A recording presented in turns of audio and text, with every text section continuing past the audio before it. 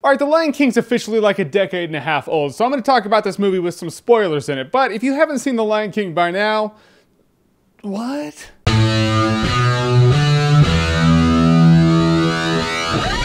The Lion King 3D. Alright, so I hadn't seen The Lion King in a long time. I just remember The Lion King being like my favorite Disney animation. And when I sat down in the theater and the movie started and you see and hear that intro that's all like,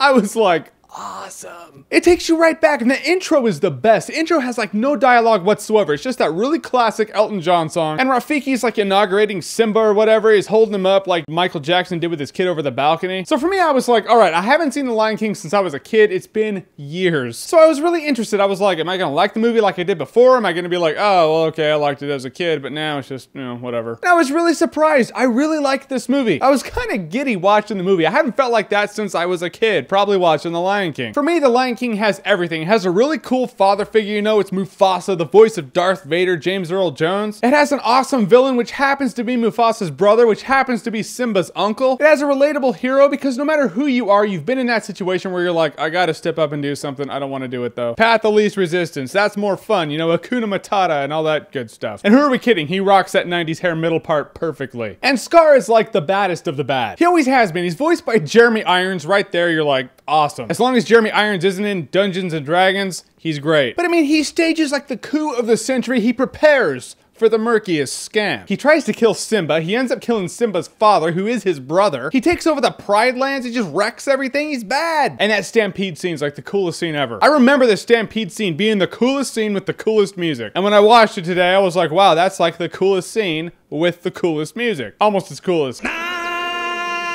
because that is timeless right there. Timeless intro. And so when Simba runs away and he's just like, you know what, I'm out, I can't go back, and just exile myself. He meets Timon and Pumbaa, and I remember Timon and Pumbaa being like, all right, yeah, they're kind of funny, but you know, they're nothing special. When I watched it now, I was like, dude, Timon is the best. I don't know why, dude just cracked me up. Like, you know, at the very, very end of the movie, the last shot in the movie when everyone's all standing up on Pride Rock and it's all triumphant, Timon's all doing this kind of thing, you know, I'm like, look at that guy taking credit. That's awesome. Good for you, Timon. And it has the catchiest music ever. It has like the coolest soundtrack. Because in a Disney movie, you're guaranteed certain songs. You have the intro song, you have the hero song, you have the villain song, you have the friend song, you have the love song. Those are sure bets if they're going to be in a Disney movie. In this one, they're all good. When I was a kid, I liked The Lion King because I was like, oh, I like Simba and the bad guy's really bad and it's, you know, it's a cartoon, it has lions and catchy music and it's all good. Now I'm like, oh, I like Simba and the bad guy's really bad and it's, you know, it's a cartoon, it has lions and catchy music and it's all good. And it's a good coming of age story about stepping up and doing what's right because you're obligated to do it. You know, the little things in life. And the 3D in this movie actually wasn't bad at all. It was actually pretty good. So apparently the only things that you can convert into 3D after they've been 2D and have them look good are animations and CGI movies. That's it. I felt like a kid again watching The Lion King, but appreciating the movie as an adult. And movies don't usually nail that, so props to The Lion King. Raise your kids on this kind of stuff, because there's a lot of stupid stuff out there that will make your kid dumb. Lion King is not one of them. And you'll enjoy it too, so that's awesome. Raise your kids on stuff that won't bore you.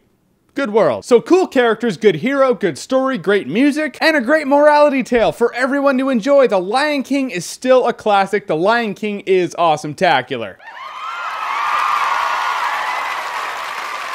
People have asked me, like, Jeremy, what are your top 10 favorite movies? That's really hard to do. A top 10 list? Wow. I would have to give a lot of thought into that. I don't know where The Lion King would stand, but I do know it is somewhere in my top 10 favorite movies of all time. It always has been, and it always will be. Unless Hollywood really steps it up now. So your favorite animated Disney movie, what is it? Comment below, let me know. And as always, if you like what you've seen here and you want to see more, click right here to see more.